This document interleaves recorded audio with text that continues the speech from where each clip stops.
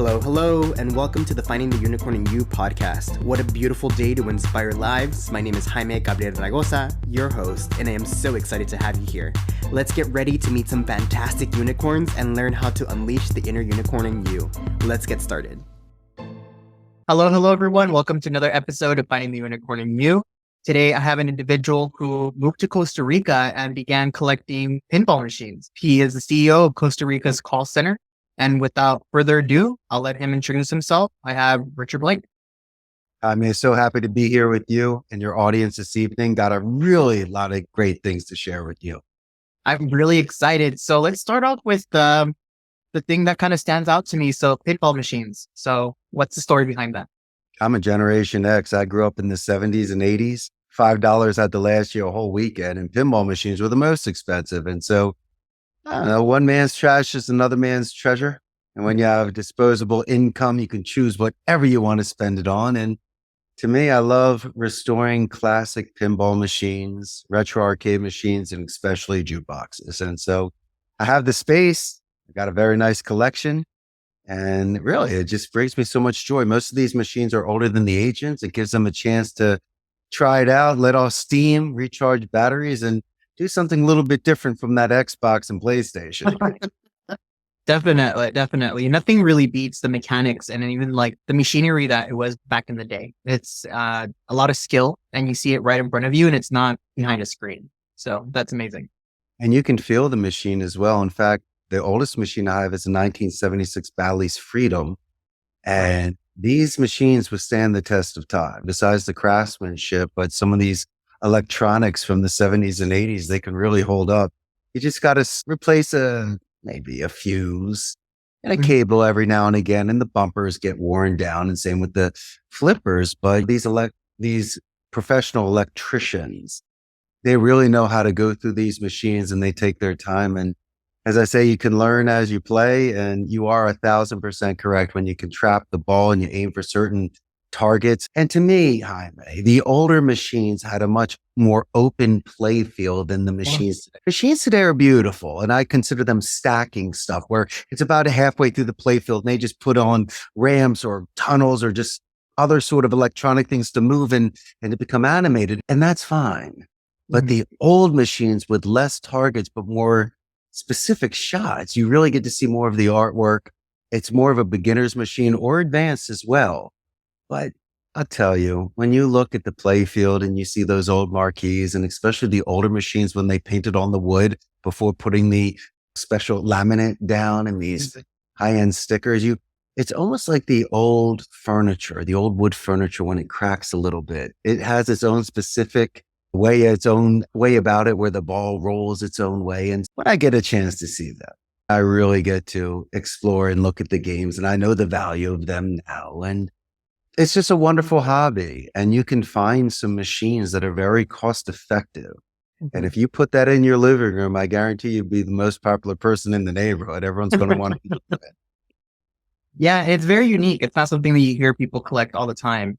And it's a pretty cool hobby. Do you like classic movies? Yes. Me too. And so when I look at some of the stuff, you get to see some of the old games, the penny arcades or the jukeboxes, especially for me.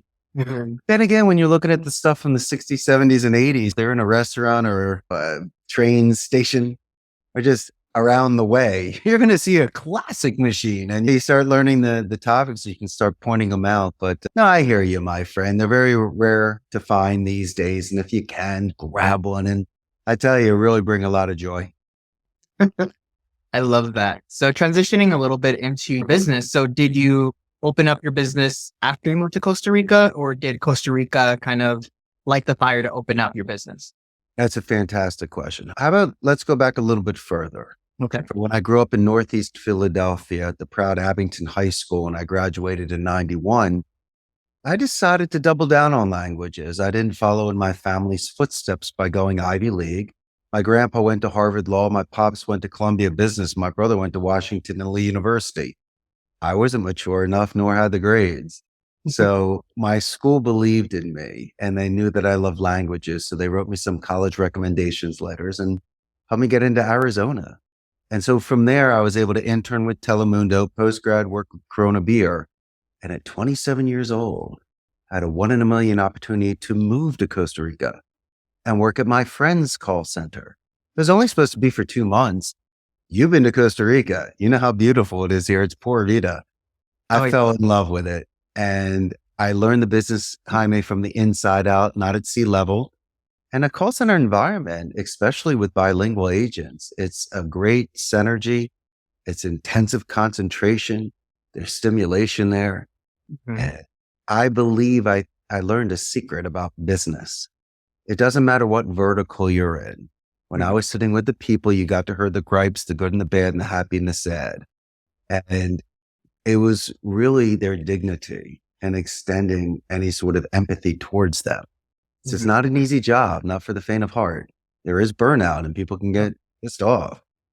So if you're able to give them second wins, or in my case, play pinball with them or just get real with them and letting them know that what they're doing is 10 times harder than some other jobs. And the fact that they're getting a return on their investment with English is fantastic. So if we can address fear and put things in perspective, there's a very good chance these individuals can reset themselves and calm down Mhm. and stay professionally. And for this call center, was it the same call center that you started when you were 27, or did you decide to just start your own business? After working with my friend for 4 years, time was a ticking.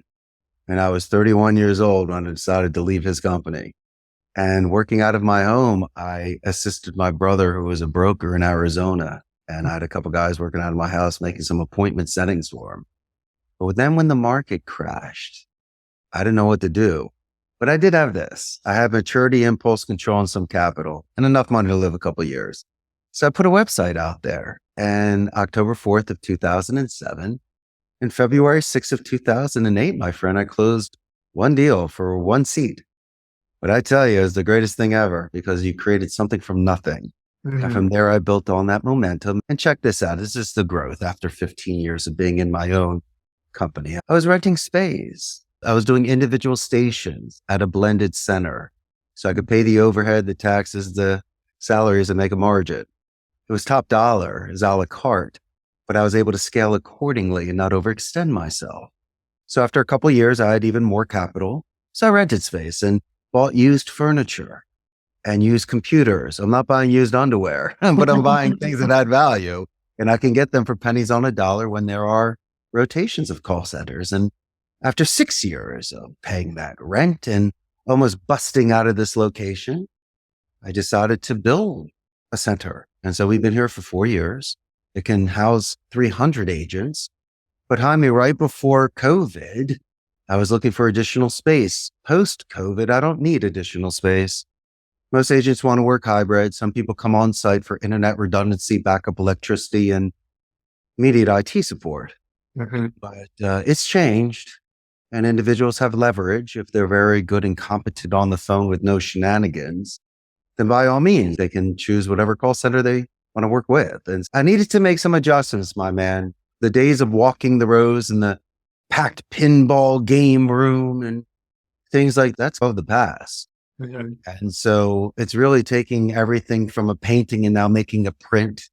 People are just virtual. They're just making their jobs and sure, they're saving money and time. But this was a fun environment. It was very youthful and people could learn from one another. And that's where you make your best friends. And that's one of the things that is missing today. And I think we got so used to with the pandemic being isolated that we forgot how it is to be part of a community or be part of going in. Yeah, I've been saving money and time and the commute, but just being around other people who are doing the same thing as you, have similar passions, you do start fostering a community and create that fun space. And that it's been such a long time of us being isolated that we forgot what that feels like. Of course. But if you had it, you never lost it. It Mhm. just got preserved.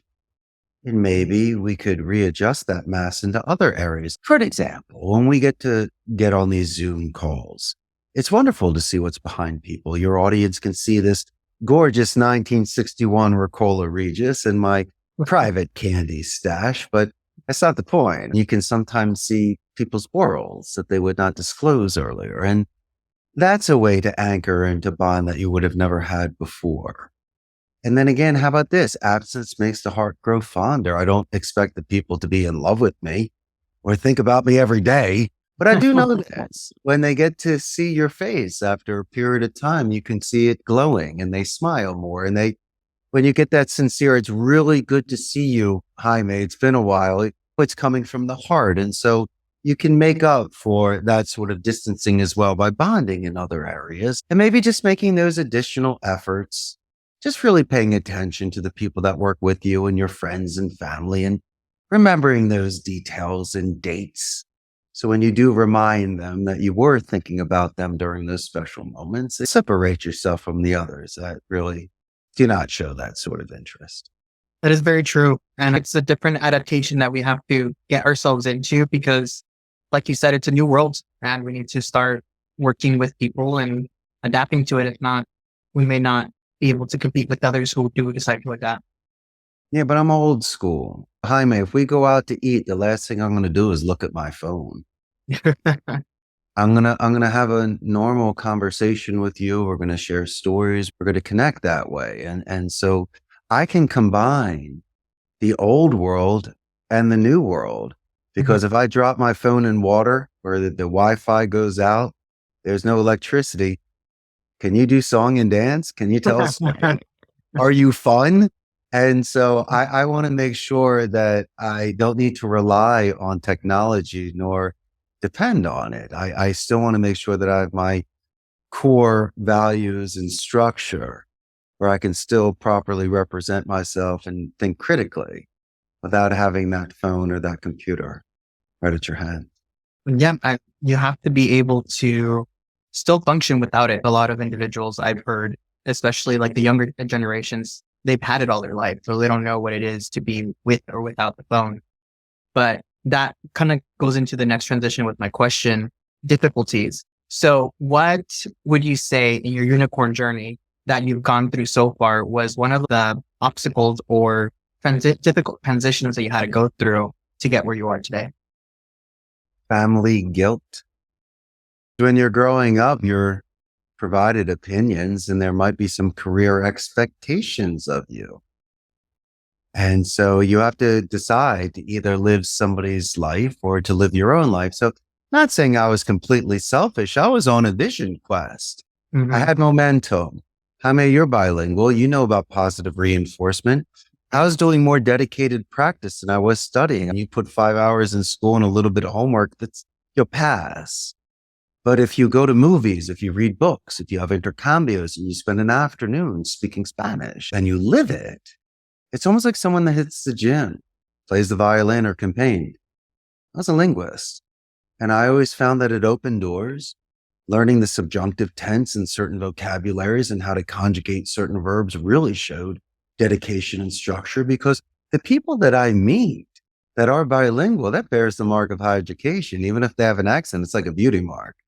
And so for me, I was always fighting for that sort of feeling that I knew that if I bet everything on that, it would come together. And I guess my greatest argument, Jaime, and it did make the most sense, was that my great grandparents came from Eastern Europe at the turn of the 20th century to New York City. Now, they're in the garment industry. They were learning English, and that's how they made their livings. And so it just skipped a couple generations. We're nomads. And I had that bug. I wanted to leave a castle, slay a dragon, and save a prince. And so my intentions were honorable. They saw that I was really putting something into this. And this wasn't just fleeting or a game at a cocktail party. I was really trying to do this. And the only way to live this life was to move abroad and to really try to see if this was the right place for me. And obviously after 23 years, it was. I do miss my family and my friend. But then again, this was my own adventure. And it's been amazing. I wouldn't trade it for the world. Yeah, and that's a big sacrifice. And especially now with everything that's going on, a lot of people are choosing to maybe try a different place, a different location and test the waters over there. But there is that risk of leaving everything behind. Are you willing to sacrifice not seeing your family and your friends every single day in person versus going out and seeking out your dream and seeing if it willing to take the risk for yourself. Could always click your heels and come home like Dorothy. It There's just so happens my run lasted this long. I mean, it's getting better. Mm-hmm. And what would you say were some things that kind of helped you not come back and stick it through? The preparation prior to Costa Rica. Once again, having that strong interest in my teens, majoring it in my 20s, earning some living from it prior to Costa Rica, and even spending my junior year abroad in Spain. And so these are the sort of things that when this opportunity came, it was extremely easy for me to acclimate myself. Plus, I had a very good friend here that owned the call center, and my cousin was here. And so it was like an underhand pitch with a wiffle ball. It was too easy. And immediately I was making tons of friends. I shed some skin, spoke the language. At 27, I got one last shot at it, and I was going to take it. And I was really almost carpe diem, living each day as if it were my last, because I could have been sent home anytime. It could have ended any day. Mm-hmm. And if you live life like that, that's incredible. The wine is the sweetest and the colors are the brightest. And I left all the things that were essential back in Philadelphia and Arizona that meant something where I didn't mean anything here. It was really the essence of the person, is knowing that you're a guest in another country and keeping an open mind and asking questions for clarification, because people love to explain cultures and traditions, and always getting that second plate of food because it's delicious, and talking to certain people. And I just like knowing. And I don't want to be seen as somebody here that has certain expectations. I don't expect anything. In fact, the one thing that I've learned is to have patience, because all I'm doing is learning. And the best thing I can do is just understand the environment that I'm in, ask as much as I can to make sure I don't offend anybody. Yeah. And if it's something, my friend, that I want to incorporate in my life, then by all means, it's another feather in my cap. And it really just shows that somebody is grounded and humble and is capable of understanding other people from different perspectives. And that's a wonderful way to live life. I love that. And I like the fact that you said you remind yourself you're a guest in another country or in another location, and being open-minded. Some of us have that idea of, I want things to be the same no matter where I go, but that's not the case, because you're no longer at home. You're no longer in your same routine. You have to be open to change, open to differences, and learn from them. Like you said, what if you really like this new transition, or this new tradition, I should say, and it could be part of your new life. But if you're not open to it, to try new things, then you're not going to be able to have these very big and wonderful experiences. What makes them so special? Mm-hmm. Why are they the moral compass? Why are they the starting quarterback? The greatest thing you can do is to start from scratch, Mm-hmm. and just keep building again. As long as you're secure with yourself, as long as physiologically you're healthy and you rest and you take care of certain things, then you're capable of expanding and thinking about others. And for me to expand, I needed to delegate. It was the richer trunk. I needed branches and roots. And so I needed leap of faiths. I needed attorneys and accountants, human resources directors, IT directors, things that I didn't have the time, patience, or even the interest to learn. But I needed these individuals to work with me. And I preferred to promote from within, Mm-hmm. because when somebody shows you vigor and commitment, that's a much stronger foundation than a hot shot that comes in, can be a jumper cancer and shake things up a little bit. And it's almost like a squire to a knight. Listen, I can teach you a CRM and a phone system. That's no big deal. But if you come into me and tell me a coming of age story, and you speak beautiful English, and you're eager to learn, pen at the ready, then by all means, we're definitely going to take you in, and we're going to mold you. And these are some of the best supervisors I've ever seen in my entire life, because they have no bad habits. They did old school, Jaime, just like you and I do. And we can be very selective. And I also believe that water seeks its own level. And so people gravitate towards my center. We're not thousands like Amazon. We're 150. You will make a name for yourself. I will know who you are. Mhm. You have that sort of fear that this is not the environment for you. But if you want to be known, then by all means, allow me to put wind in your sails. I love that. And if you can go back with all the knowledge and experience you've had so far and talk to a younger version of yourself, whatever age it may be, what advice would you provide yourself that would have maybe escalated your success a little bit faster? Two things. I would remind them that I'll be bald. You got great hair, by the way, and I hate you for it. All right. Secondly, let's be serious about this. I would tell my younger self not to be so hard on myself. Why would you? Your intentions are honorable. You're swinging for fences. You're young. You got tons of energy, but no experience, tons of gas in the car. You just don't know where to go. What do you expect? Mhm. And there's only so many mentors, teachers, and best friends you can have. A lot of it is skinning your knees and learning as you go along. And sometimes it builds a tough chin for a boxer. You can't have a glass jaw. You need to take some shots. And for me, they weren't really setbacks. These were just ways of learning. It's almost like the gym. You need that negative in order to get the positive. You need that sort of weight resistance to build your muscle. And so these really weren't challenges for me. It was just a lot of the distractions and noise that was around me that almost took me off my path. But I believe that if you can give yourself me time, you can decompress and walk away from things, write a draft and not send it, maybe sleep on something and come back the next day. That's maturity. Mhm. Might be able to readjust your head and know what the priorities are. Maybe even fall on a sword or two, Jaime, in order to keep the tone in the relationship. There's certain wins you can give somebody else that's little. It's not that big of a deal. I'd be more than happy to pay for the bill and clean the spill, even though you did it, just so we don't have any trouble at the place. And so there are times and places for you to step up or to step back. And as a younger man, being in Philadelphia, we have such dreams of life and where we want to be. And so I guess it was just that misdirected energy.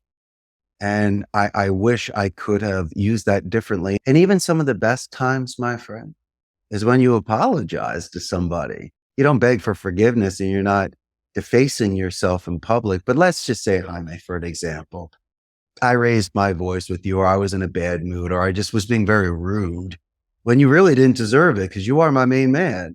I'd think about it, call you next day, go, Jaime, I'm so sorry, dude. I got a flat tire. It was raining on me. You called me and you asked if I wanted to go to the movies. I yelled back at you.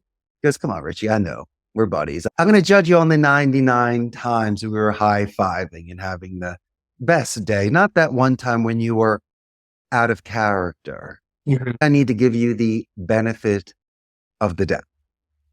And those are the sort of things, my friend, that I would tell my 18-year-old self. Just to see things a little bit differently, be a little bit more calm, and look at things a little bit more objectively. And if I could have done that, then maybe I wouldn't have had some sort of resentment, guilt, or knowing that I didn't say the right thing at the right time. I love that. And that's one of the best advice I've received here is just being able to look at things at a different perspective, because a lot of us, like you said earlier, think that we're like the center of attention. We're so special. Everybody needs to apologize to us. We're not the one at wrong here. And we're obsessed with being right all the time and don't want to show weakness by saying, I'm wrong. You're right. I'm sorry. Let's move past this. And they double down and they keep saying, no, I'm right. And they end up causing this scene and this strain on this relationship that shouldn't have been there if they would have just looked at it and their perspective. Like, why did I treat them this way? Was I the one in the wrong? And even if you're not in the wrong, trying to see why did my action make that person feel that way? Even if it was not intentional for me to hurt them, why were they hurt? and asking them and communicate with them. And that will make the relationship even stronger because you're being empathetic and you're trying to connect. And like you're saying, just really trying to make the scene better and not judge one incident over thousands of great experiences with that one person or that group of individuals. Are you capable, Jaime, of making yourself vulnerable?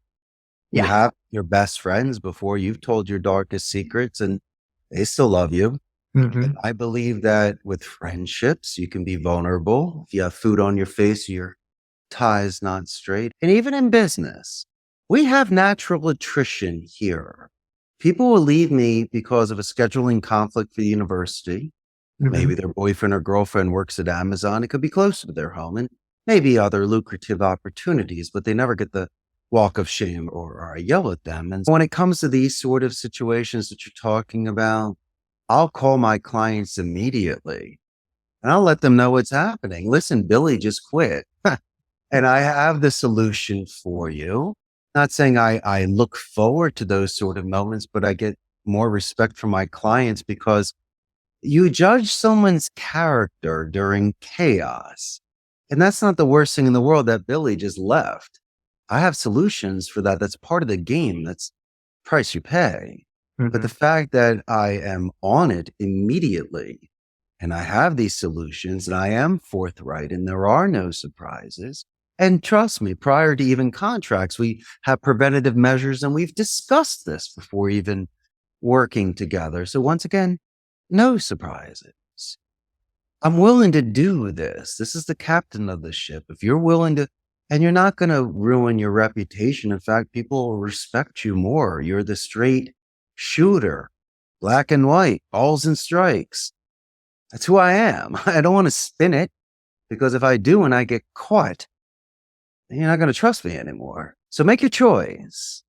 You can really talk about what happened in a mature way and find solutions on it. And also, may I make another suggestion, is to use a thesaurus because similes can give you such more diplomatic and strategic vocabulary. I eliminate the word help. I prefer to use words like guide, assist, and my favorite, lend a hand. These are things that can readjust the tone, avoid any sort of rabbit holes. Ask them clarification questions. For my clarification, Jaime, was it A, B, C, or 1, 2, 3? All you're doing is showing active listening. You're engaged and you have checkpoints. So no one's making a mistake. And there's meeting minutes. There is accountability. It's very easy to give yourself 4 or 5 levels of protection before it gets to that stage, my friend. And those are the suggestions that I'd be giving to your amazing audience. Unicorns. Yeah. I love that. And all of those are great nuggets of advice. And for listeners, I really hope that you're paying attention because these are fantastic tips that you're giving out right now. And one more question in regards to, let's say that we have a young entrepreneur listening and they have an idea stuck in their head that they're like, maybe I want to open up a business. I'm not sure. What advice would you give them to start and act on that idea? Sure. You should never compromise your ethics, values, or morals to earn $1. I've turned down more campaigns than I've accepted. We don't do sports books, casinos, stocks, pharmacies, or sweepstakes as much as Hollywood glamorizes them. We don't do them. I don't have anything against it. But Jaime, I'm in a very strict Catholic country. Mm-hmm. I want to make sure the agents can go home and tell their parents what they do for a living. So these young entrepreneurs, just make sure you can look in the mirror at the end of the day. And as I mentioned, that your parents are proud of you. And I'm going to say something else, my good friend, Jaime, that gold and jewels, they lose its luster. Mm-hmm. And how many more dinners can I eat the rest of my life? I have enough savings that I won't starve. Okay. And so there are certain times when you can pay it forward.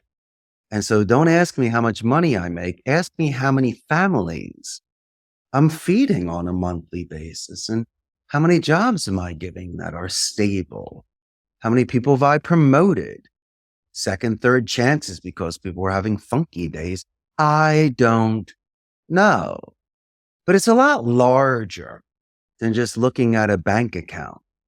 You should have these cosquillas, these tingles inside of you. You should have this sort of direction in you so you can really sincerely drink life and contribute, because there's 1,000 ways to make some money. And I'm not asking you to leave your job immediately and start off. That's being irresponsible. But to me, 40 hours is part-time, 80 hours is full-time. If you really want to be a player, that's how you build companies. And so you can still be responsible for your family, make a living. But during those evening hours or certain days off or on the weekends, you can do this. And if it's not there, then building on additional skills. My main thing was public speaking. I love writing. I love rhetoric. You should be constantly, as you were mentioning earlier, practicing those soft skills and those interpersonal communication skills, which are even more essential. But hats off to anybody, because fortune favors the brave, and you only get 100 years on this planet. Might as well throw your hat in the ring and see what you can do with yourself. I love that. I love that. And yeah, there was a lot of got you good, Jaime, got you. I always say it's going good when you leave me speechless. I have to process everything you say. I'm well rehearsed. I've done this on so many podcasts, but I really like being here because I gravitated towards it. You're like the nicest guy, and it's a very non-threatening podcast. Sometimes people shove ideas down your throat, but you bring the best out of people. I like your audience. I like the responses people have said, and that's why I reached out to you. And that's why I'm here today. I really appreciate it. And that's the whole goal of this. It's just to be able to really shine the good parts of people and inspire others to be like you, be like the other unicorns on here, and showing them that it is possible, that these self-doubts that they may have in their head, there's ways to get over those obstacles that we set upon ourselves and be able to reach that success, that sense of happiness. And like you said earlier, money will come and go, and that should not be the end goal of your life. Your end goal should be, how can I make myself happy? What can I do to make other people around me happy and live that life, pura vida? Really enjoy yourself, enjoy living and thriving in the world that you're in today. Easier said than done. Why don't we start simple? Why don't people just make their own beds in the morning? Why don't we start there, right? Maybe wash your car on a Sunday. Treat yourself first and make a routine out of that. Have some sort of structure. And then you'll get a lot of first downs, and then the touchdowns start coming. Exactly.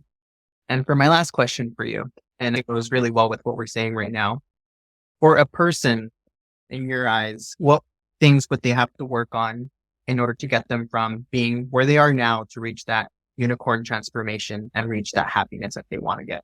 They need to really decide whom are their mentors and study. Because I shy away from self-help books, and I prefer to maybe learn things on my own. But I do have influences. Like, I can give you mine, and this is what I did on the side for my own studying. I enjoyed the works of Basil Rathbone and Jeremy Brett. They did their Sherlock Holmes, but they were such incredible speakers. I like my Remington Steele and Templeton Peck from the A-Team. And so I studied speakers. I would pause and write the rhetoric and look up certain vocabulary words that they used. And so I gravitated towards a craft. And if you can do your dedicated practice, like Daniel's son with Mr. Miyagi, kick on that boat, do your punches on the beach. You might be Johnny and be the champion of the All Valley. And so you need to continue to work on this, and you will know what's necessary and what is not necessary. There's heavy weight that you're carrying that's expected of you. Don't do it. And why would you compare yourself to somebody else? We're like the Justice League. We're all superheroes, fine, but each one of us has a special sauce. Man, you got to find your sauce. That's where you begin. And then the sauce, you can put it on any dish that you want, but create the sauce and be true to yourself. And if it's a unique sauce, then by all means, go at it. Because as I say before, you have a lot of influences, negative Nancy's, Debbie Downers, or just what's expected of you. socioeconomically and where you live in the United States. And that's fine. But you could still click your heels and be a dreamer. Try it. See if it works. Geniuses are the ones that are misunderstood and feared the most, but then they're the ones that make history. So make your own decision. Yes. I love that. I love that. And if anybody has any questions for you or they want to get to know you more, where can they find you online or talk to you? I suggest they buy a first class plane ticket like you did and fly to Costa Rica and come visit me. But if it's plan B, I got an extremely large Facebook fan page, about 111,000 local Costa Rican ticos, and it will give your audience a chance to see the business process outsourcing industry in Central America. Now, for your audience, we're north of Panama, south of Nicaragua. Costa Rica is the only democratic society in Central America. There's no standing army. They put all of that money back into education. So there's a 95% literacy rate. Costa Ricans are claimed to have the most neutral English accents. We have companies such as Amazon, HP, and Intel, Oracle here because of our infrastructure and our labor force. And finally, we're known for medical tourism and especially eco-tourism. You can go to your hot springs and do your zip line and butterfly farms and the most beautiful beaches and surfing in the world. And I've been here for over 2 decades. Married the girl of my dreams. I love Costa Rica. And so if any of your audience wants to ask me any sort of questions, I got 1,000 suggestions for them. I love that. And I'll put your Facebook group inside the show notes so that people can just click on it and then be able to reach it right away. This has been a fantastic conversation. I've had so much fun. And thank you so much for being here. I really do appreciate it. Es muy amable de su parte, Jaime. Thank you so much. I had a great time. Igualmente, thank you. And for listeners, if you like this content, make sure you leave a 5-star review. And as always, episodes come out every Friday at 7 a.m. Until next time. Thanks again for listening to Finding the Unicorn in You.